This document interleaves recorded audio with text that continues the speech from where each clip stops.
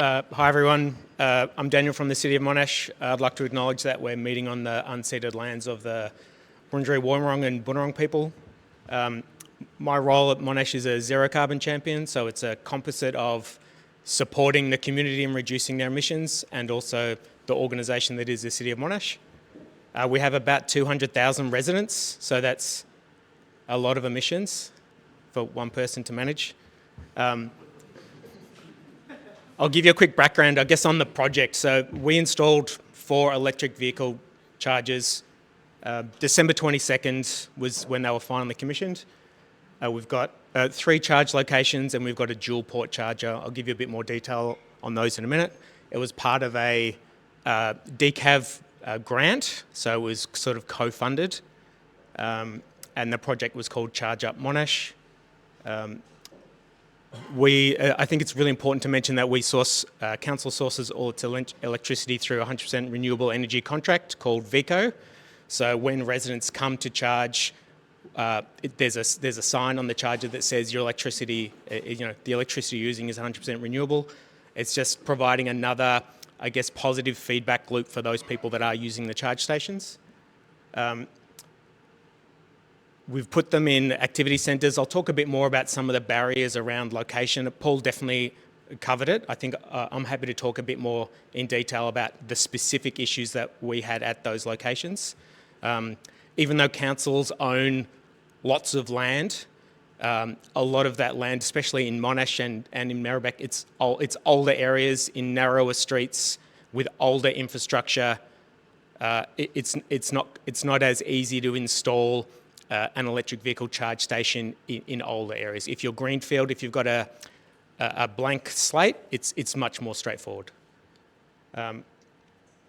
We also monitor and maintain the infrastructure. So during the grant period and beyond, if you're one of those councils who is doing that, if you're owning the asset and monitoring and managing it, congratulations, you're a legend. There's quite a lot of work.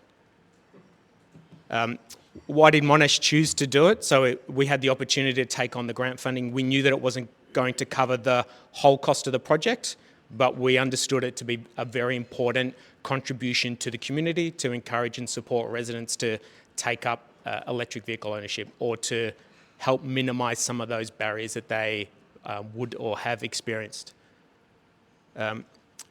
It's easy and free to use. It's relatively easy. You still need to use an app. The app is Explorin'.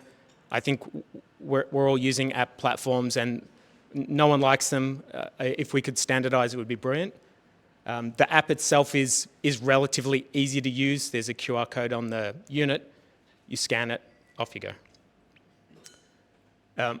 We run our charge stations as top-up or opportunistic parking. It's not there to replace existing charging infrastructure, so that established pay-for-use or home charging. It's for people if they're shooting down the shops to drop off some library books or grab a coffee or pay a parking fine at the civic centre. So the idea is that they grab a spot, charge up, and then get on with their lives. For us, probably most critically, it's an opportunity for, as a council, to learn about how to install that infrastructure and how to manage it.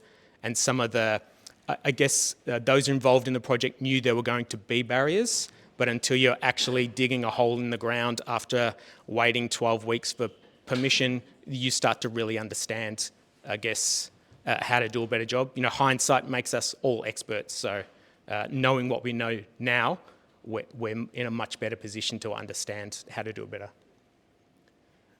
So we've got 3 locations, Glen Waverley Library, which is along Kingsway. It's a single port up to 22 kilowatts. The up to is critical because it's almost never at 22 kilowatts because it's attached to a building that was constructed in about 1967. And even though it's got a modern switchboard, it's still not up to the task of providing 22 kilowatts on demand. And that's the vast reality for most of the buildings that councils generally run. They're charming and they're charismatic, but they're not a high-performing, high-efficient building. Mount Waverley Library, it's got a dual port, so it's again up to 22 kilowatts each. And then we've got Geneva Avenue in Glen Waverley, which is right next to a multi-storey car park on a ground floor, on a ground level. We had to design those spaces with a lot of considerations in mind, and I'll talk a bit more about that in a minute. The Geneva Avenue charge unit has been operating since December 22nd, 22 it hasn't skipped a beat. I think it's had about 2 hours downtime. We had some major electrical storms that shut everything down, but generally it's been flawless in operation.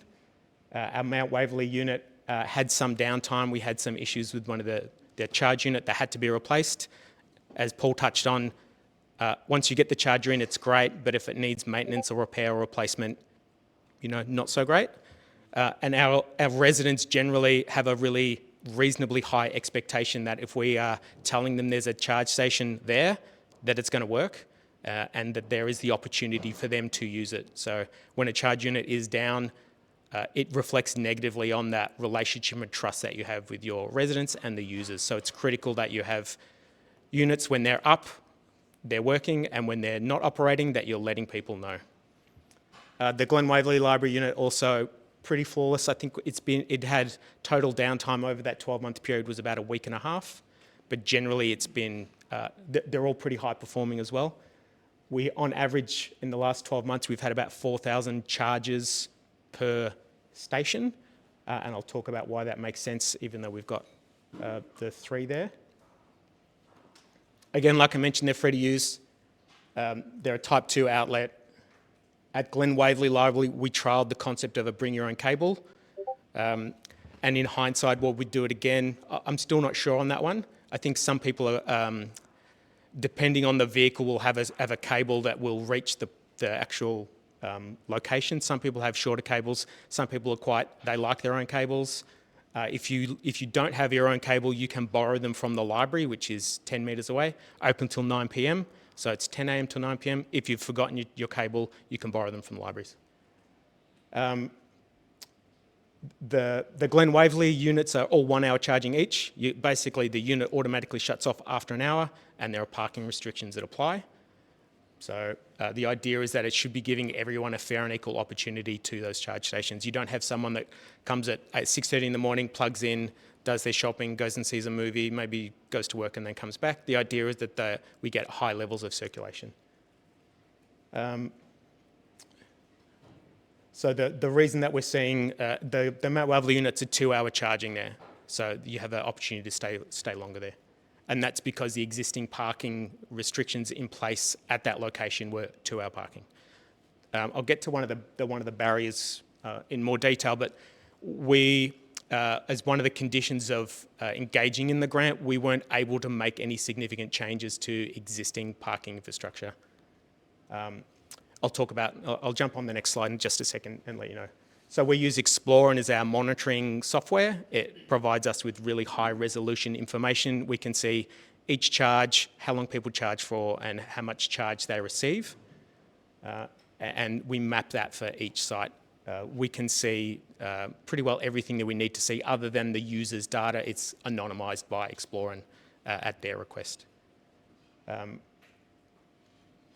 The other thing, I guess, for us is that we received some genuinely positive feedback through apps like PlugShare, and we made some changes to the redesign of our parking bays based upon that feedback we received. It was important that when people were communicating with us what their preferences were, that we listened, not to the point where we provided an unreasonable or unfair service, but that when people said, hey, you should have a look at this, when I park my Tesla at this parking bay, the cord doesn't reach because I've got a rear quarter mounting cable or whatever vehicle it is. So we made some adjustments there.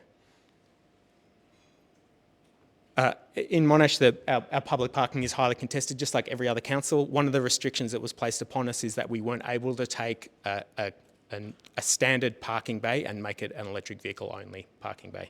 So we had to which is tricky. It's much harder than you think, especially in our high activity areas. So we created, at Geneva Avenue, we basically created a parking bay out of a planter bed, out of a bed next to an existing parking bay.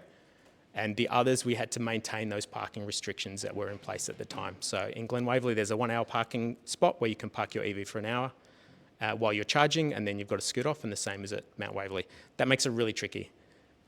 One of the important things about this project was the behaviour change that our residents were developing, but also educating the actual organisation. So all the different departments that were involved, like traffic management, civil engineering, asset management, asset protection, Derek in fleet as well. So we had to engage a lot of those stakeholders. I wasn't exempt from any of the restrictions that regulate everyday punters who want to do any kind of project work in council. I still had to meet all those requirements as well, which I think is fair and appropriate. The parking bays that we had and still have, they're not completely adequate for all shapes and sizes of all electric vehicles. They're a Australian standards compliant space, but they're snug. So they're not quite wide enough. I'd like to see them wider, but we literally can't do it. We had a budget that we needed to function under. So that's what we did basically. I've got that bottom point, which I'll jump on the next slide to talk about more, which is that the key learnings. And definitely one of those key learnings is make your parking bays 30% bigger than you think, at least. EVs need space around them that you need to either plug in or move around them to get access to. And EVs magically have got their charge ports at every single corner of the vehicle, front and back, side to side. So you need to install your charge point so that you can get that cable around that vehicle completely. For us, and Paul mentioned it too, which is that how close you are to the switchboard is really, really critical. So you need to select the site. The closer you are to the switchboard, the better off you are. For us, probably the primary cost was that getting that cable from the switchboard to the site. That was, those figures are quite uncomfortable. So, and as far as undertaking a thorough site assessment, so if you've shortlisted your sites, bring a specialist electrician who understands the requirements of electric vehicle charging to that switchboard, point them at the switchboard, ask them a lot of questions. If you're not an electrical expert, you probably become one, or find someone that can help you. So electricians with EV charging knowledge are highly valued. If you can get access to one and maintain a relationship with them, they're worth their weight in gold. For us, I guess we had a specific contractor that we used. They were incredibly helpful. They did a really good job, installing and maintaining and providing support to us. So, hats off to them. Monitoring, maintenance, and repair requires considerable ongoing resources. If a charge station is down, it's your responsibility if you're managing that asset, and it needs to be up pretty quickly. So most people aren't really that interested in excuses as to why not. They just want it back up and running, which I think is fair because we're advertising and telling people, hey, we've got these charge stations, come along. We're here to reduce your range anxiety. We're here to provide you with a valuable resource. So we should be doing it. And probably my final point, which is that for those future installations if we were planning on expanding our own micro distribution network, I would probably recommend either bringing in a third party to manage. For us, it's a lot of work, I guess. It's incredibly worthwhile. Like our residents generally are very happy. We received really high praise from our residents. They like what we're doing. We like what we're doing, but it takes a lot of effort. And if we can find someone who's an expert in that field, instead of asking your staff to become experts in a really specific niche field, is to bring in an additional party to support. One thing that I guess, other than the really high uptake for residents that I think is fantastic, is that the organisation in general has a much greater appetite for electric vehicle charging, has a much greater appetite for installing charge points at locations. Other departments or other teams within the organisation can see the benefits, which is really fantastic. Our residents have already seen the benefits generally, so it's great to see that other departments like our say Active Monash is one example, so they manage sports facilities. They understand that there's real value in having an electric vehicle charge station. So that generally for us is like it's been intense, but it's been very, very worthwhile.